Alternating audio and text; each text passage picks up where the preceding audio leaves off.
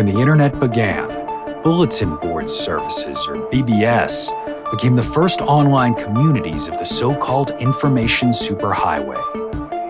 Using their phone lines, people logged in from all over America to talk about sports, games, movies, and on one BBS in particular, share their ghost stories.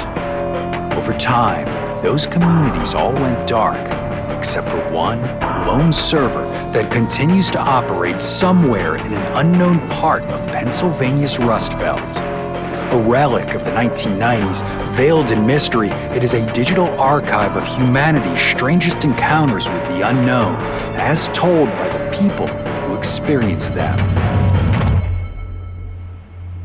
My name is Brandon Schexnayder, and you are listening to Fear Daily.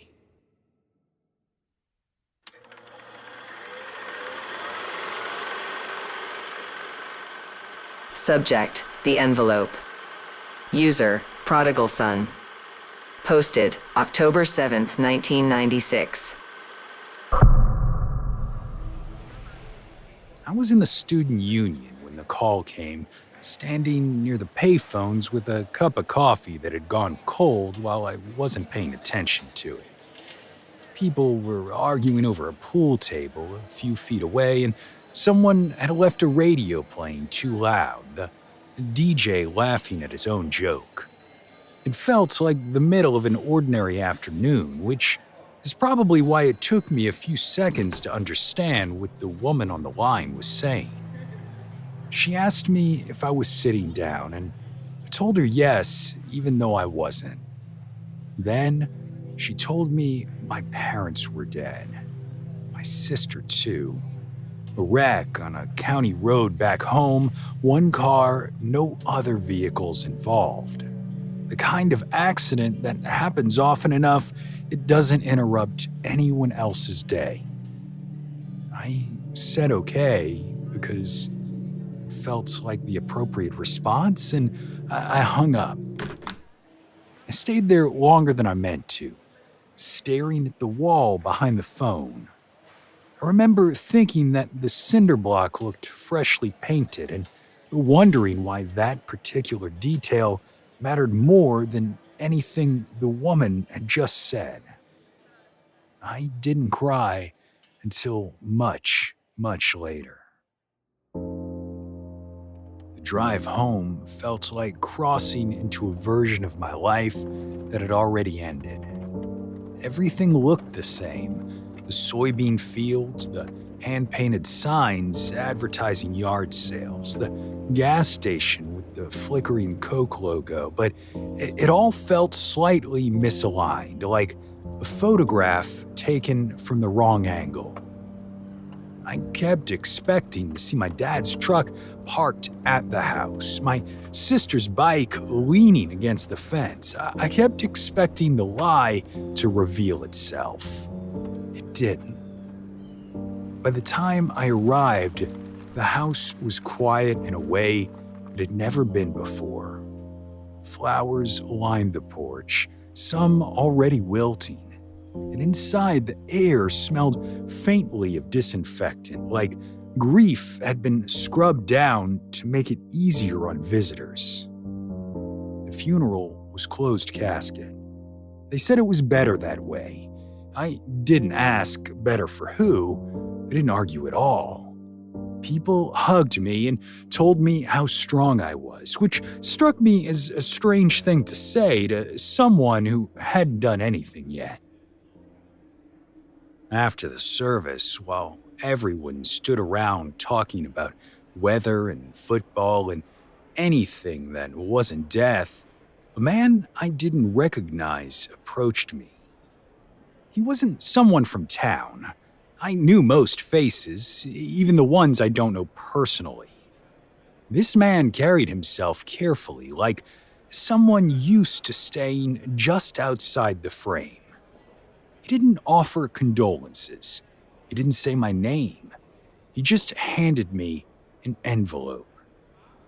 "Read it alone," he said, "and don't come looking for me." Then he walked out through a side door before I could ask him who he was or why he thought he had the right. I didn't open the envelope right away.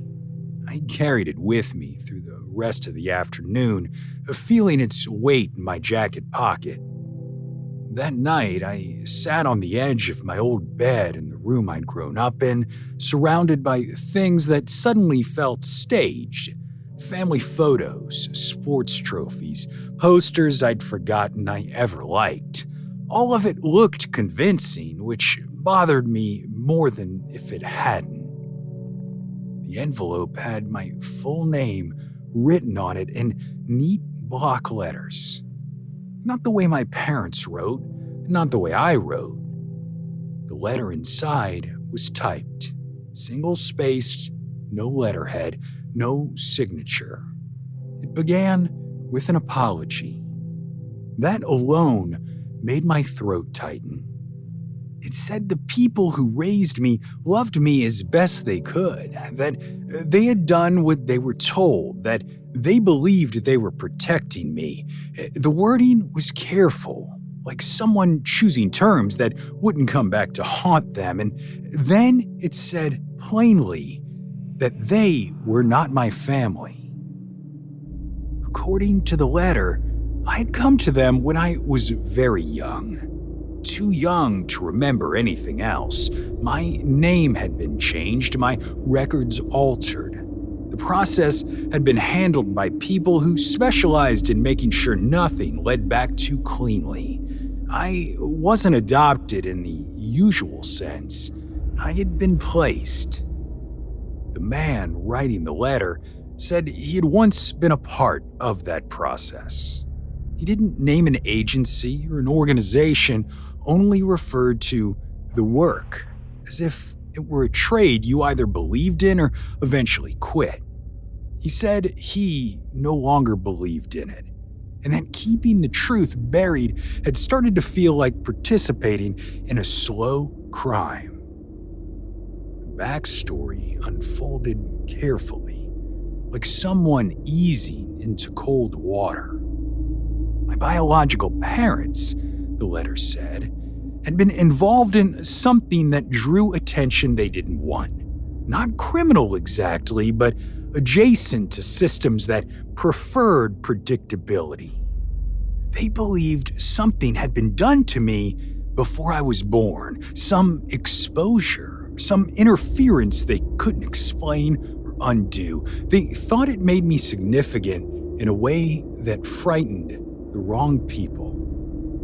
I was the loose end. Killing me was considered an unacceptable risk, and that phrase appeared more than once. It lingered in my mind, so instead they removed me, changed everything that could be traced, placed me with a family that was stable, ordinary, deeply uncurious, people who would never look too closely at the gaps.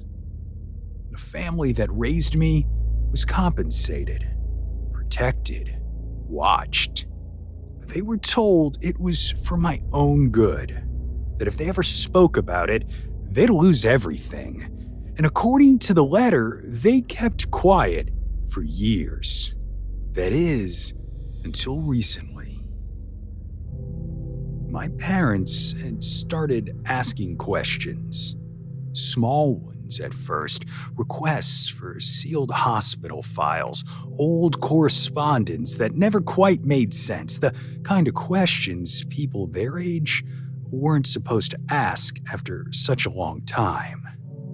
Well, someone noticed, and the accident wasn't an accident. It was a solution, clean enough to discourage further curiosity, tragic enough to feel final, no survivors to contradict the story except me.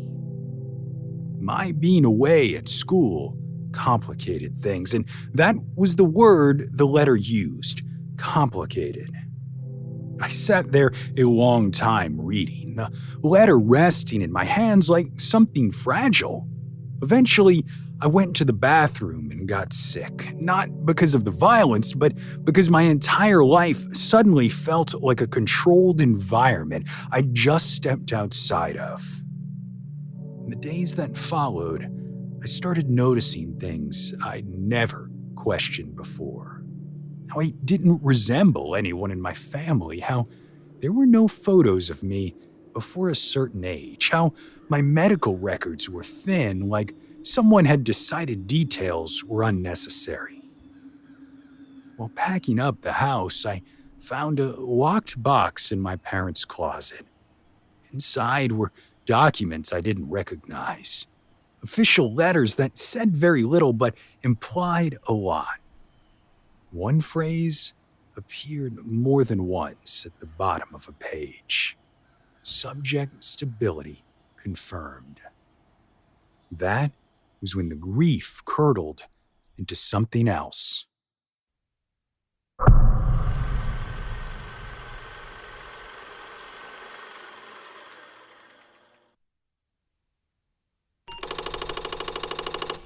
Subject, red flags.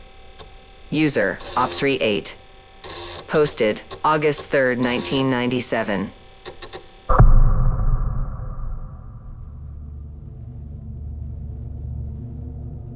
It wasn't the blood that made me quit. I want to be real clear about that up front, because whenever I told people where I worked, they always got caught up on the blood, like that was the worst part of the whole thing, as if a little spilled plasma is some big terrible deal. Haven't you ever cut your finger and sucked it clean?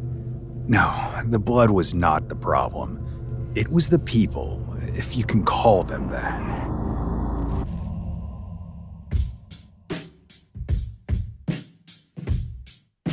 Now look, don't give me any grief. I know. I should have seen the red flags from the very start. A plasma donation center paying double what the others did wasn't right, but I was broke. The hours were flexible, and all I had to do was clean up after a bunch of junkies and broke college kids. Besides, the job came with a $2,500 hiring bonus. I wasn't in a position to turn that down. Shit, I'm still not. Well, the first time I met the night donors, I thought they were just that. Junkies looking for some quick cash or a way to get high faster. Most came in right before closing, always together, always quiet. But what was absolutely nutty about it was that they weren't just regulars. They came in every damn night. And if you've ever donated plasma, you know you're supposed to wait at least 48 hours between visits. These people, not even close. 11:30 p.m. sharp. They were walking through that door and into the back room. Like I said, at first, I thought it was drugs. Smithville was pretty notorious for this pain clinic down by the plastic factory that you could supposedly get a script for like $100. So I figured this was sort of like that.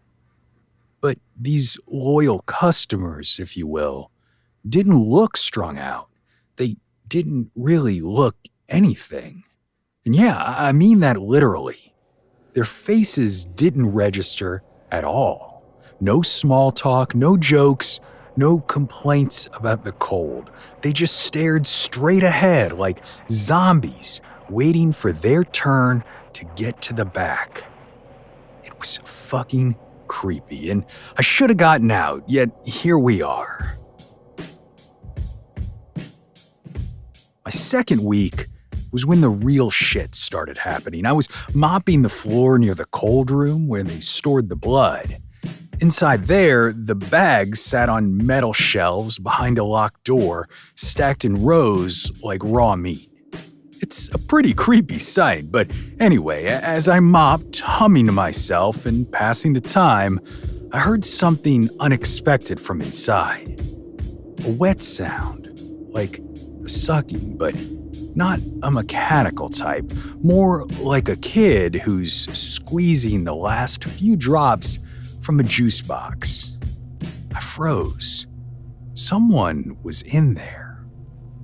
Slowly, I put the mop back into the bucket and turned just in time to see the door click shut.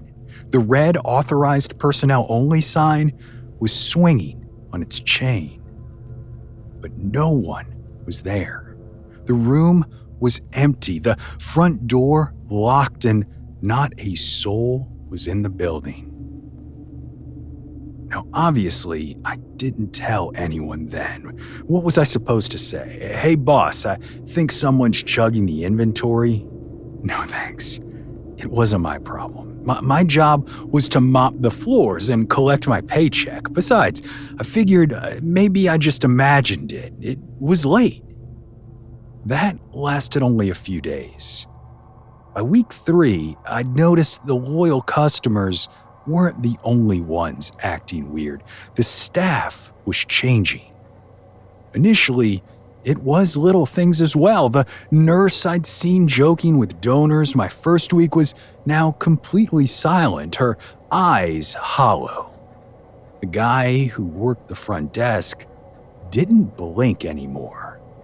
The manager, who had been perfectly nice when I started, now barely acknowledged me. Then there were the new hires.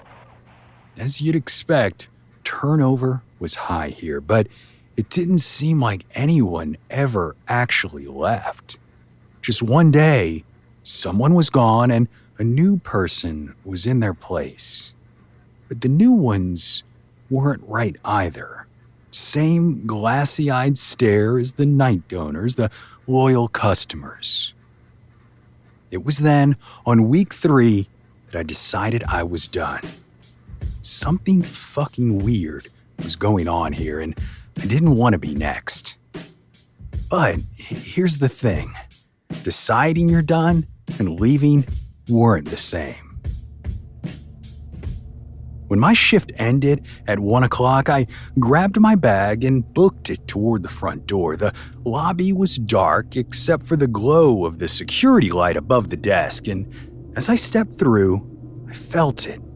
An awareness, a presence that prickled against my skin like static electricity.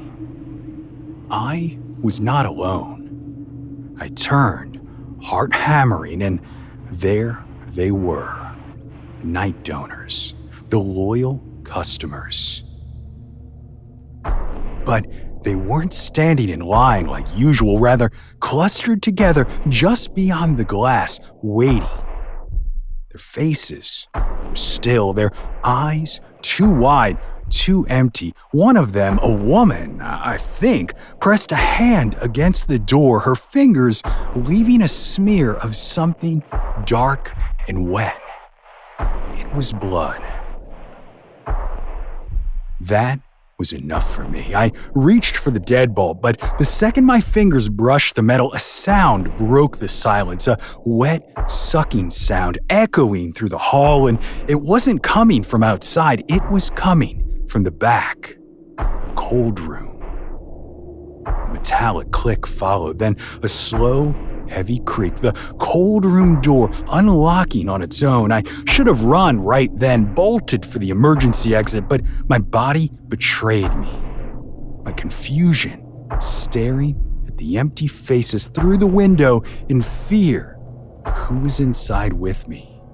A shadow uncoiled in the hallway, its edges indistinct, like it wasn't walking, but pouring forward, slithering. Finally, my sense of flight kicked in, and I didn't wait to see what it was. I spun on my heel and sprinted for the back exit. My sneakers skidded against the tile, breath coming sharp and ragged as I slammed into the push bar. It didn't move, locked. A whisper scraped against my ear. Too close, too cold. They see you now. I turned, pulse throbbing in my throat. The loyal customers were inside. They hadn't opened the door, hadn't made a sound. They were just there, standing in the dark, ringed around me like a noose tightening, their heads tilted in eerie synchronization, their mouths opening in unison, too wide, too many teeth. Immediately, I grabbed whatever I could and began throwing it in their direction, hoping to slow down their approach long enough to figure out how to escape, and it was then that I decided to smash through a window and lunge for fresh air.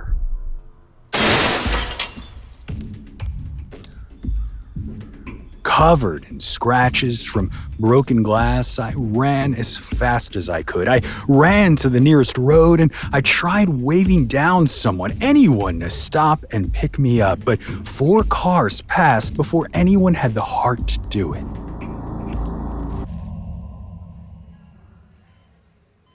I don't remember anything after that except waking up in the hospital bed, IVs plugged into my arms.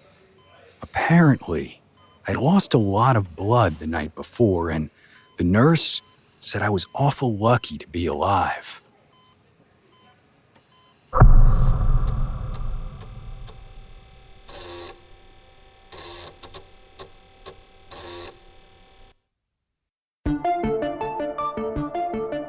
Fear Daily is an independent podcast hosted by Brandon Schexnayder and written by Brennan Storr, with Joanna Smith serving as the consulting editor, audio production by Rachel Boyd, and sound design by Southern Gothic Media.